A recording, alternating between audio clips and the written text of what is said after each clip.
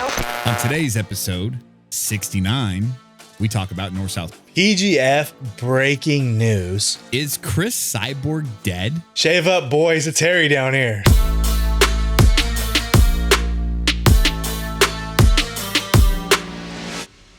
Ladies and gentlemen, welcome back to the pod. Episode 69, the North-South episode. Matt. Oh, boy. Oh, Matt. Oh, boy, dude. This has been a long one coming, and we've had people reach out to us with excitement about what's going to be. Nate has pretty much been producing this episode. Oh, he's been tossing ideas out left and right. Since like last year, literally. Bro, he was it like, was like December. I did the math. His math was wrong, by the way. Is by the episodes. Episode 16. Like, geez, dude. All right. Well, I was like, we're like in episode 50, dude. Yeah, he thought it was going to fall on Valentine's Day. So way to go. Neat.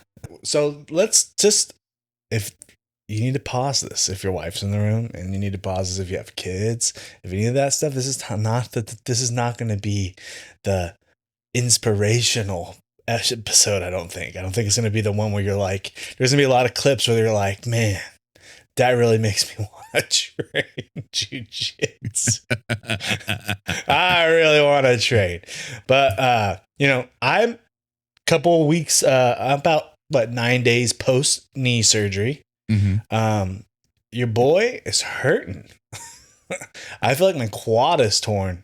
My leg is so weak. I'm moving around a little bit, sleeping a little better. I'm not have like the pain when I'm not moving, you know what I mean? But like, right. Oh man, we're weak over here. So we didn't get the full update as to actually what they did when they went in there. This is our first post-surgery pod. Oh, okay. So he went in there and they were going to do the bone graft, right? And I couldn't put weight on it for 6 weeks. He went in there. I had 4 tears in my meniscus that he fixed. And he did scope out some arthritis that I had in that knee. But he said he didn't do the bone graft because this knee also, like my other knee, is too far gone and needs to be replaced. So double knee replacements coming in my 50s. Matt doesn't have a good knee now. And I was a little nervous. I was scared going into this surgery, right? I was like, oh, dude, I'm on TRT. Blood's a little thick. Didn't get a withdrawal. I was like, this is it. He's putting in the IV. And he's, saying, I'm like just praying. I got trying to talk to him. I was like, hey, bro, I'm trying to talk to Jesus right now, my man. Like, I'm trying to be like, thanks for everything, God. It's been a good run. This is it. And I think everybody does that on the anesthesia table, right? So I come to, I wake up and fucking Captain America in a fucking puzzle walks in. I'm like, oh fuck, I thought I was really sick. And then come to find out he walked in the wrong room. Little Timmy next door must be dying or something. So he went over there. And then, so, but no, all serious aside, it really, it feels like it's getting a lot better. I'm going crazy. I'm cutting a lot of content at the house. I'm absolutely going crazy. I like not being able to work or train I forgot how crazy that is. I want to get a picture of your left knee and then do like a zoom in or zoom out of it and then play that In the Eyes of an Angel and R.I.P. Matt's good knee. Bro, do you remember the last time you ran full speed, Kenny? Just opened it up? Yeah, on my 40th birthday. There was a bunch of people here. My wife had a surprise birthday party, and it was like an old like 40s dad themed. And we have a treadmill in the garage, and everybody started talking about how fast they can run. So my wife's like, "Well, we have a treadmill in the garage. Let's see." So there's a bunch of 40-year-old men in the garage running full pace as fast as they can get to see if they can get over 10 miles an hour or whatever the treadmill goes up to. A lot of heartbroken men that day. I'll say that. Yeah, I mean, the ego, you think you that's the thing about sports. You think you still have it. Yeah. And you realize, wow, I don't have it anymore. Because you think you're never going to lose it, and you just haven't used it in so long that you're like, oh, it's still there if I need it. No, it doesn't stay there. Yeah. I used to be fast. I used to be fast as fuck. Like track was my thing. Just running, jumping fences, shitting on trees, running. This guy was all over the place. Yeah, jumping fences was definitely a thing. There was a lot of running from cops in my teen years. Are you like a good a fence jumper? Yes, like you can for do like the sure. freaking hand down, Lego, like just like you're almost basically cartwheeling over fences. Probably faster than that. The super tall ones, the ones that are like, I don't know, probably 3 times the height of a normal fence that are usually around schools and whatnot. I could jump those in like seconds. Fuck that. I was always like toes into little holes, dude. I suck at jumping fences. It shows how good of a dude I am. I don't get into trouble. Can you Jackie Chan like run up walls? I have been able to do that, yeah. The in the corner. Yeah. Yeah, I could do that. I Fucking can't anymore. I used to be able to do it. Yeah. Parkour Kenny, dude. Yeah. Yeah, wild shit. That's crazy, man. It was a necessity, bro. It was a necessity back then. I guess so. You did grow up in what, Chula Vista? Yeah. A lot of graffiti, a lot of running from cops. So those damn police. Yeah. Well, he's here right now, guys. If you want him, I found him. I trust me. I definitely I've been processed and had that expunged from I had to have all that expunged from my record when I went into the Air Force. And then to get a security clearance for my job, I had to do like a thorough interview with an investigator asking about my police record. It was pretty. The thing about running full speed is you get tired. But like if you're playing like a real sport or like if you're in a scramble in jiu-jitsu, you're not tired till the scramble's over. Yep. And you're not tired if you have the ball in basketball. You're not tired. As soon as you pass the rock, you're like, oh, T. You know what I mean? And it's like a weird body thing. Like your mind won't let you. It's the same thing with boners. I've never been this pumping. I've never been pumping and it's been like, T, I'm passed out. I'm tired. Yeah. So here's my little thing. I think maybe we've talked. I don't know if we've talked this before. Do you think if you ran full speed with a full clip, your unit's just bricked, like just pumped a bunch of Buchu and you just fucking ran full speed? Do you think you could just run forever? I think it depends on what you're running at. Has anybody ever ran with a full boner? I'm sure. But I think if you're just running to run, I think you're going to get tired. Now, if you're running to a goal, I'll let your imagination fill that in. You might not get tired. Yeah, maybe not. You might have the energy to do what you need to do when you get to that goal. Yeah, maybe. Some of my wife's friends followed me on social media, and that's a mistake. They're all asking about me at work, and they she just shared it, and she's like, "Oh, is this kind of one of the guys?" Who was like, this guy's trying to hit for sure." She's like, "Oh, he's kind of rude. It's kind of vulgar, huh?" And then my wife's like, "Yeah, not for kids. It says it right there." I know we work at a children's hospital, but he's not here. It's not Oast Nation / Patch Adams over here. You know what's funny though? You know what's funny about that is that people tend to marry their match. You know what I mean? And it sounds like Corinne has a sense of humor on her as well. So I don't think that like Wendy's sense of humor is super fucked up. Super fucked. She works in a barbershop. All she does is work around dudes and talk shit, you know? So it's like, there's times where she says things where I'm just like, oh, you know, and I'm kind of taken back by it. But it's just like, so this dude's like, oh, he's super vulgar. Your wife if you put a tattoo on your neck, you're going to say you're going to have some sense of humor on you, dude. Yeah. No, Corinne's a sleeper. She's a sleeper card. She comes all innocent and nice. You're not going to know what to say. But if you can really get, like, my old podcast, I had her on there. And she was talking, man. She was talking about what guy she's attracted to, how she's, you know, I can't even say it because she'll freaking lynch me. She hates it. But if you go on to on my YouTube, it's on there. She's just. Was it a sober Corinne or did you get like a glass of wine in her or anything? Oh, no. Corinne, just me with kids asleep is a whole different girl. Yeah. It's a whole different girl. But yeah, speaking of our wives, let's talk about some north-south position here. When you go north-south, when you go north-south, What a transition. When you go north-south in jiu-jitsu, it's kind of like 69 in the bedroom. You know, it's a trust thing. It's what it is. It's really you really got to be in the mood to do it. You know what I mean? Like, you get there, you better get what you're going to get and get out. There's a couple of rules for north-south. When you bring your friend to jiu-jitsu class for the first time, that's not the position you go. Not if you want them to like come to another class. If it's somebody you don't like, you might rest your bag on their head a little long. Maybe you just really kind of settle into that position and cook them. Yeah, it's north-south is an interesting.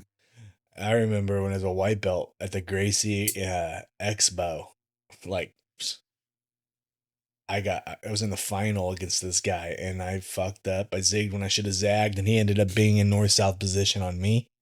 And he literally just put his hands and buried him inside my belt and just nestled in for 3 fucking minutes, dude. Oh. I was just side faced, just imprinted. And he was Mexican, so he was probably uncut. So I just had this fucking, little hostess cupcake, just printing on the side of my cheek, dude. And then my uncle, God rest his soul, was just there with the camera, just smiling, dude. I look over him, he's just having the time of his life, dude. And I just got this Hispanic dong on my cheek. And I'm like, bro, move. Ref's like, gotta move. The ref kept saying, got to move. I'm like, you keep saying it, but you're not making him. You're not making him. I don't know how to get out of north-south when some guy's like all up in my shit, so it was rough, dude. So, still a little PTSD. I'm not a guy who, been there personally, been there in training. Yeah. I'm a big guy, of course, going north-south to Kimura. That's like big guy 101, pinch your knees with their head, or, north-south choke is one of my favorite chokes. But like, again, I'm not putting the bag on them. You know what I mean? What is the choke that you show? You actually reposted it on, hold on, let me just finish scratching my eye before I ask this so it doesn't end the video. What is the choke that you showed from side? You pull your gi top out. Sometimes you put it in your teeth, move it over, and then you pull it across their neck and go north-south and choke with that. What is that called? That's a ninja choke. Ninja choke? I did that this week. Did it work? Yes, it worked. It works. Almost hit it twice. It's a beautiful one, dude. Yeah. I did the teeth thing, and the guy, he saw me do it, but didn't know what I was doing, so didn't know how to react to it. And as soon as I got it across his neck and immediately switched to north-south, as soon as he tapped, he looked at me. He's like, "What the fuck?" So I was like, "Yeah, fucking, that's a Matt thing." Yeah, ninja choke, baby, all day. That's one of my better chokes that I do when I'm in side control for sure. Now 69 position in the bedroom. Do you get some trust there? Have you ever 69? God damn you, Nate. Have you ever 69'd on a one night stand? No, I don't think anybody has. No. The standing 69? You ever done a standing 69? That's a yes with I don't want to get into it right now. Were your feet on the floor? Yeah.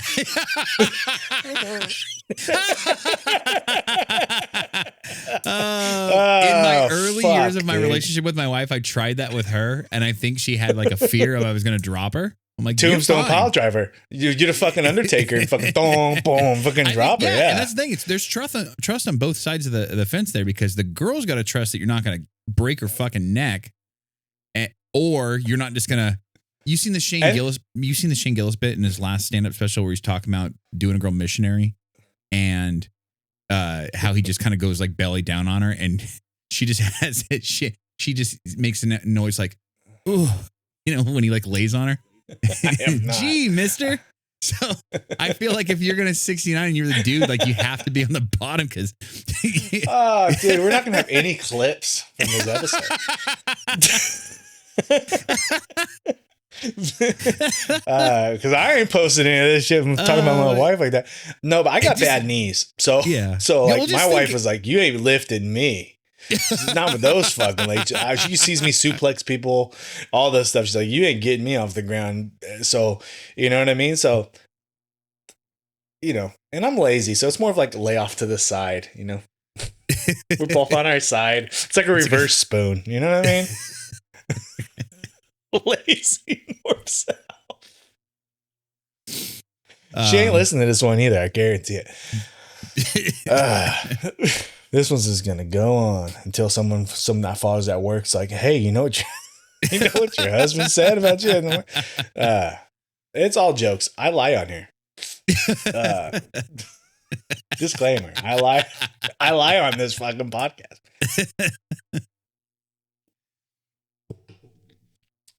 Okay, let's get into some breaking news here because this is going to be a clip. Yeah. I have some breaking news for PGF. Renzo Gracie is going to be a coach. Season 8, Renzo? Damn. Renzo Gracie. My source is the best source you could have. It's the guy who runs the damn joint. Renzo Gracie is going to be in PGF. The coaches that have been in this event, I know, just proves how legitimate this event is. Yeah. When you got Coral Belts, Pedro, you got Renzo now, you got Pedro Sauer, Machados, Gracie's, Hoist Gracie's in the stand. Yeah. And every year it just gets bigger. With Renzo Gracie, like, he's one of the best follows too on social media. He's like one of the, like, man, that's pretty awesome. Yeah, no, that's going to be, and he's a good coach too. He's such a good coach, and he's so smart with his game too. So I think he's going to think he's going to give Dean a problem. I think Dean is always the vocal coach. Yeah. Right? Yeah. Renzo will not you be got a quiet Renzo coach. Gracie. Renzo Gracie's not like Hodger, stoic and like quiet. And like, I sat right next to Hodger all last season. He is coaching guys. He's talking to them. He is coaching to them. You know what I mean? And he's saying things, but then like Matt Elkins would yell the stuff out. Then Hodger would like bring the guys aside and talk to them all slow. Dean, don't need to beat it up. I'm not going to do the voice, but Dean he's a very vocal. You'll hear him the whole season just talking. If you had Renzo versus Dean on opposite corners, that audio alone is going to be absolutely phenomenal. Oh yeah. So yeah, it's and then BMAC, I heard him saying something about he's going to go up in weight again next season, and in season 10, he's thinking about doing an absolute season. No shit. So, you know, that's going to be sick too. Yeah. So I heard that on another one of his posts. So yeah, Renzo effing Gracie is going to be at PGF. It's pretty crazy, dude.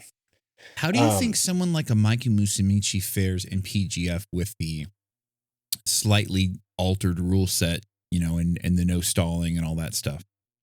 Like, we know he's technically sound, but a lot of Mikey's game is really being a patient person and waiting for the opportunity to strike. And if you force him to move in a situation where he might not necessarily want to move, I think strategy-wise could be trouble for Mikey if he doesn't collect kills or breaks early in the season. He's great at the foot game, so I'm not saying he's not going to, because he probably is. He's technically a 10 of 10, right? But say he gets a couple stalemates and the other people are getting kills, and then all of a sudden he's down going into like day 3 and he's got to put some points on the board, and he has to do something that's unlike his style to try to push the action. A Hail Mary to save it. Right. And then I'm not saying he trains 9 hours a day. I don't think the cardio or the training is going to be a problem for him at all. But I think like if he gets down on points compared to the leaderboard, then he might have to push a little bit, and that's where he could get himself into some trouble. Yeah, that makes sense. PGF season 8, man, the 155? 155. So what is that? Welterweight. I don't know, dude. I don't know. Yeah. Littles. That's what I call them. But the qualifier happened yesterday. Qualifier Boston happened yesterday. I don't know Yeah. who won. Was trying to podcast yesterday. We had some technical difficulties. The Boston, and so I think man, cool it's that coming they're doing quick. qualifiers around the country too. They're kind of moving from west or from east to west. It's coming quick, dude. Season 8 is coming fast. Episode 69. Episode 69 coming fast. UFC last night. I know you didn't see it. Your Wendy's birthday, correct? Yeah, we were out and Happy about for birthday. dinner. Happy birthday, Wendy. Wendy. Happy birthday. Fuck, was that Forrest Gump? Happy birthday, Wendy. Merab. I don't want to talk about the Merab fight. This man has the most craziest cardio I have ever seen. Yeah, it's like it's an unstoppable cardio. Nurmagomedov, or what? Khabib's cousin, I think was technically better striker. Had the skills of the wrestling, had the skills of all that, but the tank of Merab. Yeah, I saw the first round of that fight, and yeah, the Nurmagomedov did have way better setups for punches and whatnot. And right, I think he had the skills better, but the dog and the the tank is like it's in like an unlimited gas tank. It's like a cheat code. It's like a GTA cheat code where he has like an infinite health. Like he just keeps coming. The only thing stopping Merab is, a restaurant without a booster seat, dude. Like that, this guy is freaking, he's small, but he does not get tired. I don't see him losing. I don't know if I said he was going to lose last episode or not. You said you'd hold on to it. Okay. Because I don't see him losing. I don't know who beats him. I really don't. So it was a good UFC card. I know that Mackenzie Dern and all them fought the weekend prior, but 311. Now I feel like UFC season started again, and looking forward to seeing what else comes down the pipe. Well, they've already got some good cards set up just for February and March as well. The I'm excited for that Strickland Duplessis fight, and then March we've got Ankalaev. You got Strickland gets it back. That's a tough one. I would say it could happen. I'm definitely not counting it out, but I would say I'm probably going to go Duplessis on that one. I mean, because it's in Australia, right? Right. I don't know. I know a lot of buddies who like Sean, so let's bring it back to USA. Yeah. And then we got the March card, which is going to be the Ankalaev versus Pereira. That's gonna be.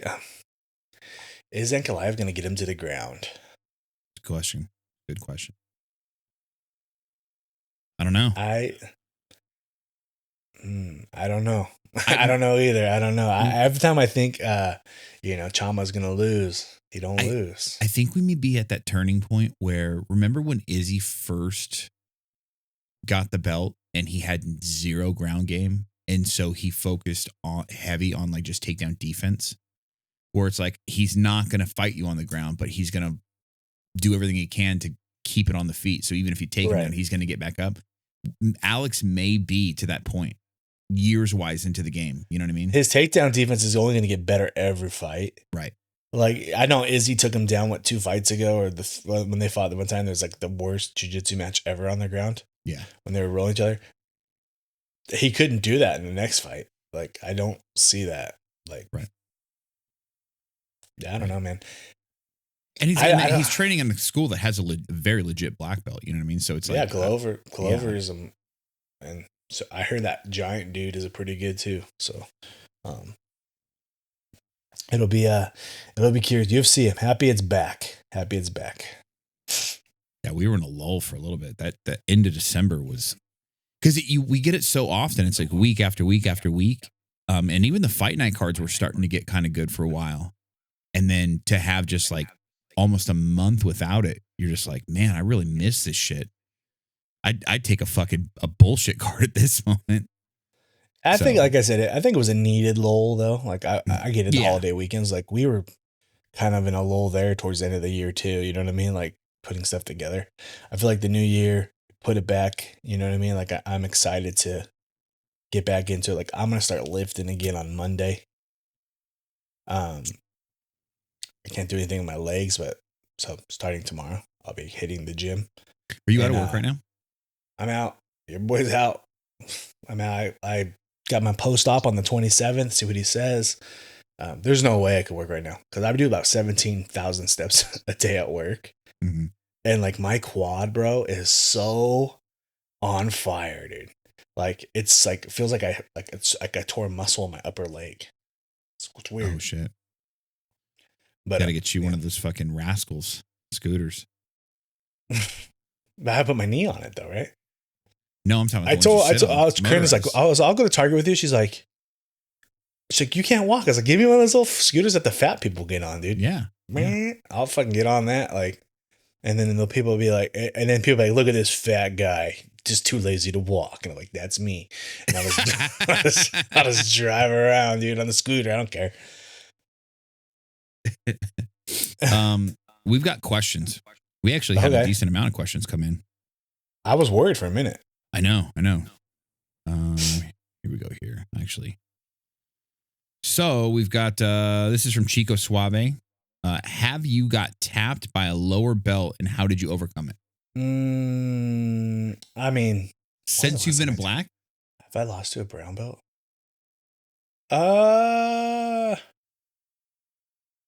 Yeah, for sure. Like Clint, yeah, for sure.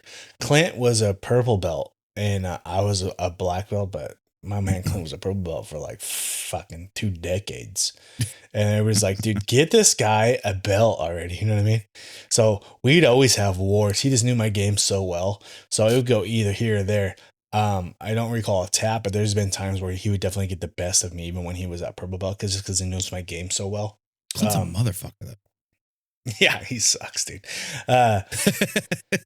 But not really lower belt. I can't. If someone, I'm sure it's happened. I just can't really offhand think of the last time that like I've been subbed by a lower belt. A lower belt. Yeah. What about Dory? Did you say Dory when Dory? Oh yeah, Dory. I mean, I never got to roll with him though.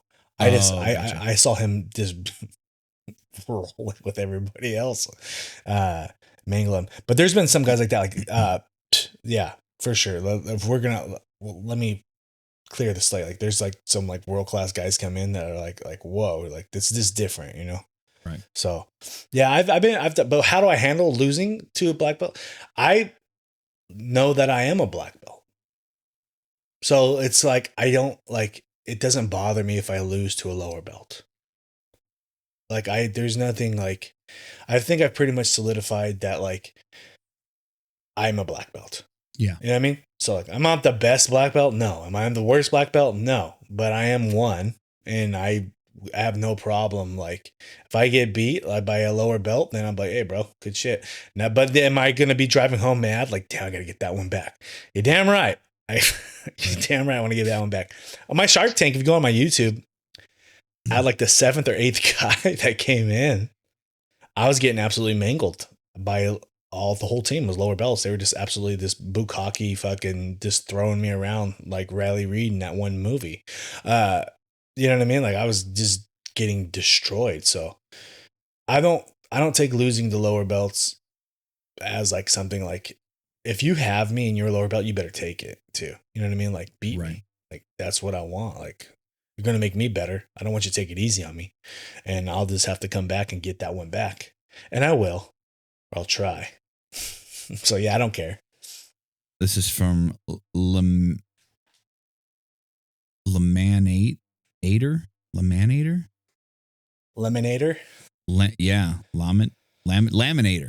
Jesus. The laminator. This is from Laminator _316. How does Matt think Alex is ducking Ankalaev when Ankalaev turns them down? Well, he's not anymore because that shit's set up. So yeah, I don't think he is. Anyways, it's all about money, guys. These fighters don't duck nobody.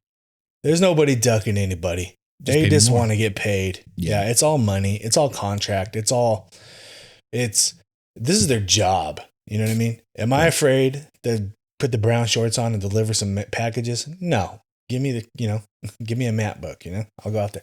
That's like, this is what we do. Like that's their whole gig. They're not afraid to lose. They're not afraid to win. They want to win. They're sad when they lose, but I don't think any of these fighters are afraid to lose. They're not afraid to die. They're not afraid of the reputation. Because you could be Max Holloway and knock out, have the highlight knockout of the year. Right. And then everybody's like, oh, he's the man. And then all of a sudden, 2 fights later, you're on the highlights. It's just, this is what they do. This is a random question. This is a UPS question. Do the new drivers now have like GPS? There are GPSs in the dyads. Yes, we have the dyad 7s right now. There's new, so you upload your map in there, and it tells you exactly where to go throughout the day, what stops next, how many packages, and it tells you all that. And then you kind of follow the trace of that. Back in the day, we'd have to find you'd have to know it by heart on Lose the Thomas guide and find it. But now it's easy. Now it's just like, you were a legit right. navigator back in the day. Yeah, I was legit back there, dude. I think I have that street. Park it. Ah, don't. It's different. Damn it. Back in, it sucked. Yeah. But now anybody could just go cold on a route. It's all juice. That's what they say. Winnie the Barber, get money, get paid. I'll send you a video why that makes sense. Fuck money. Get money, what get did paid. What did Lil Wayne say? Get money, or fuck bitches, get money. I don't know. Something like that. But it seems like a smart thing to do. Tony DeSavage, fuck, marry, kill, Gabby Garcia, Chris Cyborg, Kayla Harrison, but they all have buzz cuts. Oh, oh, dude. Oh. Yeah, well, your boy's going to marry Kayla Harrison because she's got Olympic gold and she's godly and she'd probably be a good mom. And the values seem good. Cyborg, is she even alive? So let's kill her. I don't even what I haven't heard from her in years. And then Gabby is hilarious and she does the stripper thing and you know what I mean? Like, hey, why not? But she only likes I heard she only likes black dudes. So I think I'm screwed on that one anyway. So yeah, that's my 3. That's how I'm gonna do it. What you got? I'm probably just gonna follow that same suit. Man.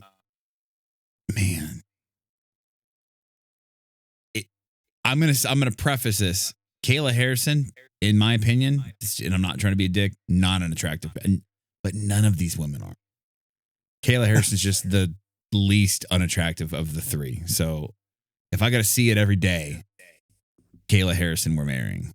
Yeah, Cyborg left the UFC, bitched in the media for a little bit, and then disappeared. So she might be dead, and I'm not trying to fuck a corpse. So no, I mean, we don't know. Yeah. And then how come it's never like Gina Carano, dude? Like, what's up, guys? What the fuck? And then the fucked up thing is at this point, Gabby might just be a death sentence because if she fucked Craig, then there's AIDS. There could be AIDS. Or something else. It's a flesh-eating bacteria. Who knows? E-Can-2. No O's Nation shirts and mediums. Look at bro. They've sold fast. I got larges. I got like 3 larges left. I got XL and I got 2X. I think I overbooked on the 2X. I'm probably going to come down on prices soon just to get rid of these things. So I got probably 12 2Xs left. Gotcha. But yeah, more shirts. I'm working on one right now. So we got more shirts coming.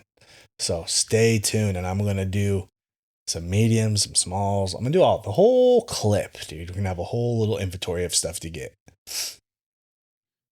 And then we've got last question. Michael Joven 77. Thoughts on the ecological approach? We've had this question in the past, and that was episode. What is that, like drilling and like? Yeah. The Mikey Musumeci style, essentially. I think drilling is good. It's good to practice tying your shoes, but if you want to be able to tie their shoes and then in the middle of a basketball game when shit hits the fan, you better spar and you better be able to tie them in action. So I think situational sparring is the way to go to develop your game the fastest. If you want to become good, you put yourself in spots that you stink at and you go live from those spots.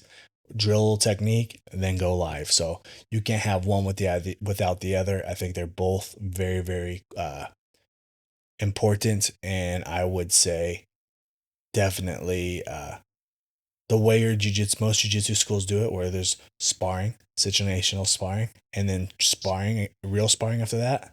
Right. I think that's the way to go. Drilling, situational sparring, and then real sparring. I think that's the way to go. But yeah, if you want to drill with your homies, like, let's just do 1,000 arm bars a day. That ain't going to hurt nothing. You're only going to get better for sure. Right. That's it for questions, brother. You thinking what I'm thinking?